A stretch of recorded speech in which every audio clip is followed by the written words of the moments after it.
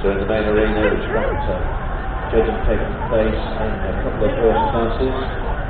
Later in the day, at 12:30, there is the first of the double miles scurry riding heats here in the main arena. And then 1 o'clock, we've got the Bulldog Rings motorcycle display team. This display team kindly sponsored by Stafford Water here at the show. 3 riders, 3 Bulldog riders, Dan Whitney, who runs the show. He'll be giving a running commentary during the show. We've got Samson Eaton and Aaron Cowley. And the 3 of them give an amazing display of tricks and features on motorbikes. The Bulldog Company, created some years ago by Andy Godbold, who's a professionally trained stuntman.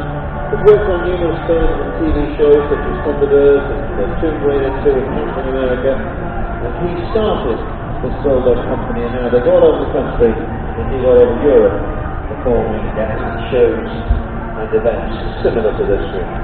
So that's the Bulldog motorcycle display team, and they're here in the main arena.